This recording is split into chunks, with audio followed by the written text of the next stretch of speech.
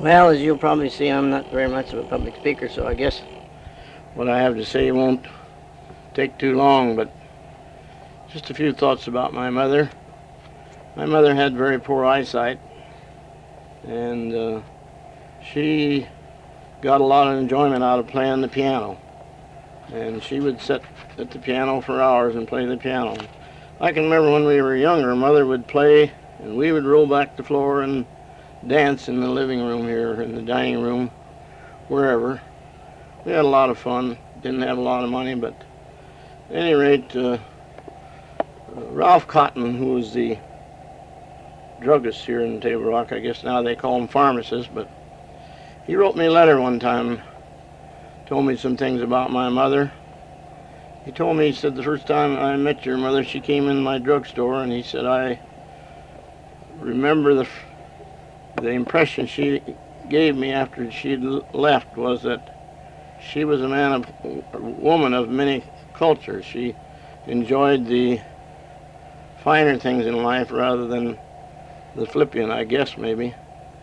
But my mother, one of the things my mother told me was, never marry a girl with glasses because your kids will all have to wear them. Well, you know what that does. I didn't pay attention to her, and of course, naturally all my kids wear glasses just like I and my wife do.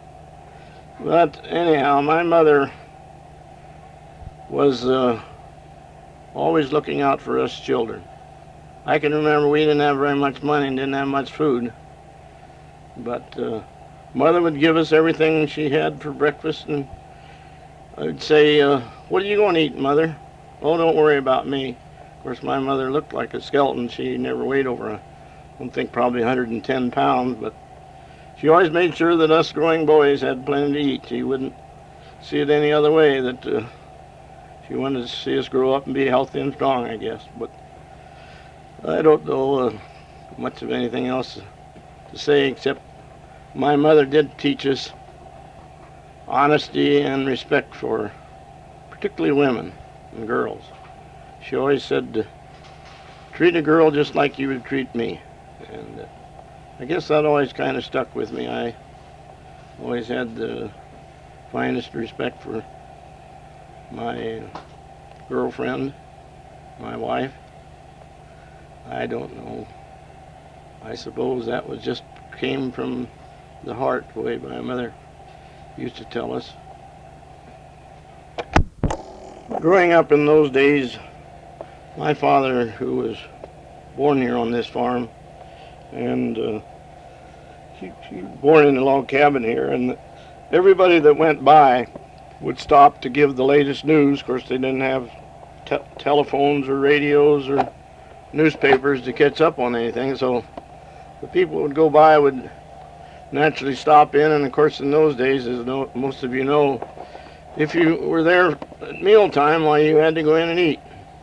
I can always remember my dad would say, well, we ain't got much, but what we got plenty of, and that was meat and bread and potatoes. And so if somebody came by, well, we knew that, and her mother would know, I better rush around and make something extra for dinner, because there's going to be, Dad will invite him in for a meal. And sure enough, they'd come in and we'd get all the latest news or gossip or whatever it was. And it was kind of interesting to listen to some of the things that they would have to tell you, because you, like I say, didn't know these things until somebody came by and told you. However, we did have a telephone, but there weren't too many other people around that did have one, so I guess maybe we didn't get too much news, or else they didn't gossip very much. I don't know which. But one of the things I remember is that my mother was very definite about us kids getting an education. She thought an education was important, and I think that us three boys went to country school all 8 years, the way I recall, and we never missed a day of school. I think I have a certificate here somewhere that shows that I had a perfect attendance, and I think my brothers did too. One thing my mother would do was she would walk to the schoolhouse and visit school. And the teacher told her one time that she was the only one that ever came and visited the school.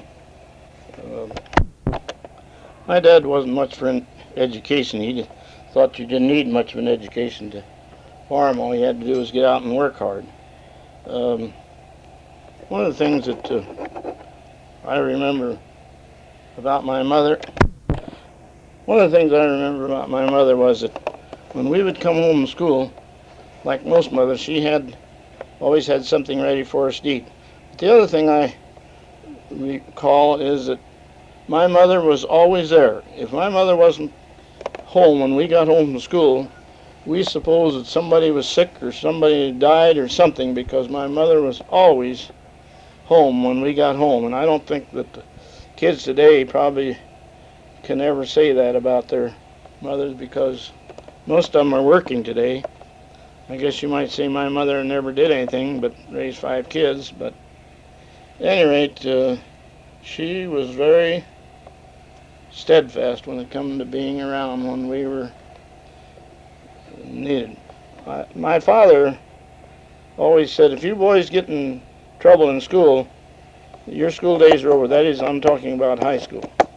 He said that if you can't behave, why, you don't need an education. So we made very sure that we stayed out of trouble, or at least kept it to a minimum, because of the fact that my mother wanted us to go to school and my father didn't care. And so my mother had a lot of sayings. I always remember some of the sayings. I can't think of them all right offhand, but I do remember that she would say, it's better to have people think you're a fool and keep your mouth shut than to open it and have everybody remove all doubt.